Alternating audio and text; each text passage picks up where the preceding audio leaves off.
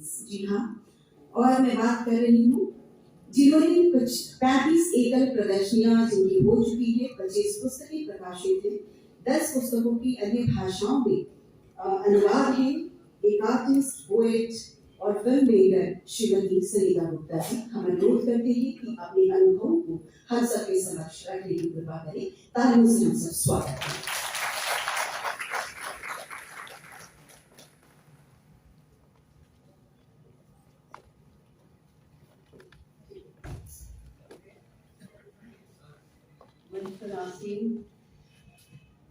मान्यगण और हमारी बहुत खास शोभना जी, कृष्ण बहन जी और आर्टिस्ट कम्युनिटी और फ्रेटर्निटी से बिलोंग करने के कारण अभी भी से नया परिचय है, पर वो भी एक परिवार होता है कलाकार का।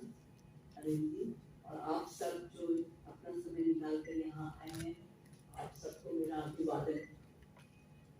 मेरी जर्नी जो है, मैं अपनी ये नहीं समझ पा रही हूँ कि अपनी कौन सी जर्नी के बारे में बताऊँ।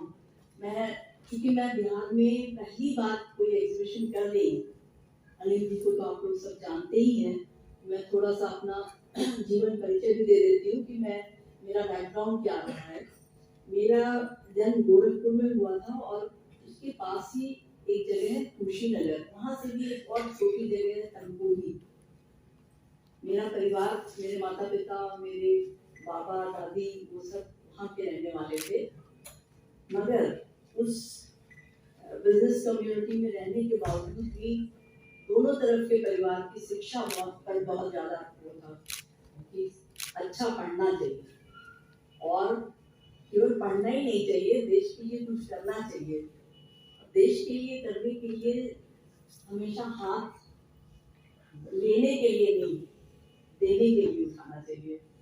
तो मैं एक ऐसे परिवार से आती हूँ, मेरे दोनों बाबा और नाना दोनों में हमें बचपन से यही सिखाया गया था कि अगर आपके पास एक ही एप्पल है और आपका बहुत मन है कि आप अकेले खाएं तो भी आप अकेले ना खाएं, आपके साथ जो है उनके साथ मिल बांट कर खाएं।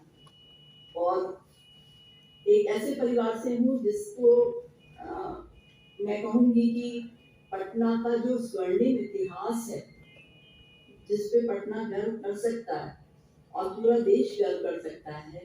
हमारे इंडिया का जो गोल्डन पीरियड है उसके ऊपर मेरे नाना जी डॉक्टर काशी प्रसाद जायसवाल ने बहुत ज्यादा काम किया है, तो मैं उनकी ग्रैंड डॉटर हूँ।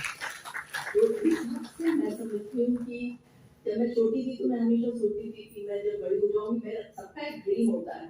तो मेरा ड्रीम था कि मैं ना नाना जी की तरह एक म्यूजियम बनाना चाहती हूँ।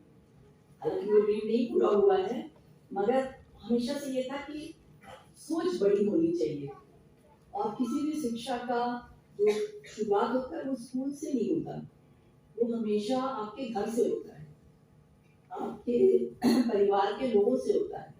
आपके माता पिता और आपके दादा दादी, आपके नाना नानी क्या कर रहे हैं, पहली शिक्षा उन्हीं से शुरू होती है। मेरे घर में ये फ्रीडम हम लोगों को दी गई कि तुम जो बनना चाहो बनो। तो कई बार हम लोगों ने कहा कि अगर कोई कुछ नहीं बनना चाहे तो बोले वो भी तुम्हारी चॉइस है। तो मगर एक बहुत बड़ी खाती परिवार के पास थी कि हमें खुद भी काम करना है और पूरे देश को भी आगे बढ़ाना है।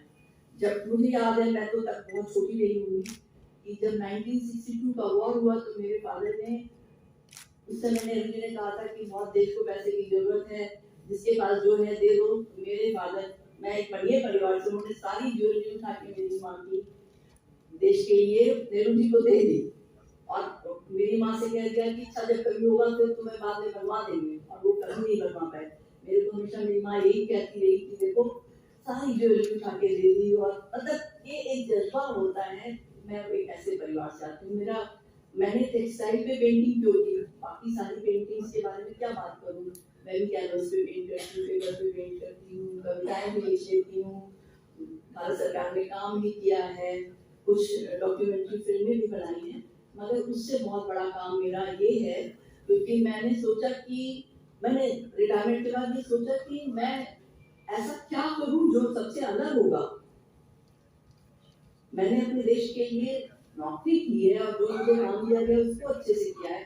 इसके अलावा मैंने अपने अपने पैशन को करने के लिए आर्ट भी किया, पोइट्री भी की, पर ऐसा क्या किया जिससे देश मुझे कहे कि हाँ तुमने देश के लिए कुछ कंट्रीब्यूट किया है। मैंने मील नहीं कोई हुआ सका उस समय, यही हमारा प्रतिरोध था कि हम करेंगे तो अपनी मर्जी से करेंगे।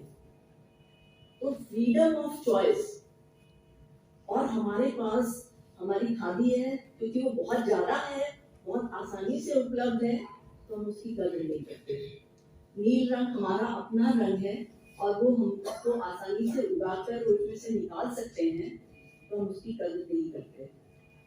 शिव हमारे हैं, हम उनके लिए 16 सोमवार का व्रत कर सकते हैं कि उनके जैसा पति मिल जाए, मगर उनके पीछे एक कितनी बड़ी हमारी परंपरा है उसके बारे में नहीं सोचते। तो मुझे लगा कि जो चीजों को, जैसे होता है कि आंख अगर सुना हो तो काजल लगा के उसको हाईलाइट किया जा सकता है, वैसे मैंने खादी, नील और शिव के बारे में बात करने की कोशिश की है। एक स्टोरी टेलिंग फॉर्म में उस पेंटिंग को बनाया है।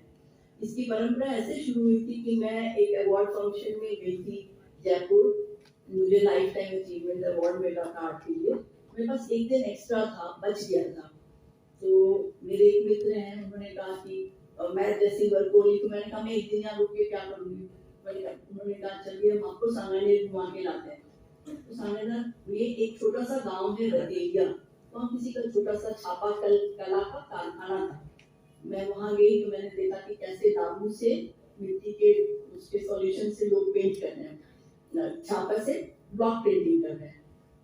तो मैंने कहा कि तो बहुत ही इंटरेस्टिंग है। तो उन्होंने कहा कि ये खत्म हो जाएगा क्योंकि अब कोई भी हमारा हाथ से छापा कला किया हुआ काम पसंद नहीं करता, क्योंकि वो बहुत सुघड़ भी नहीं होता, मशीन से करने से वो ज्यादा सिस्टमेटिक होता है, और दूसरा मशीन से करने से वो सस्ता भी पड़ता है। मैंने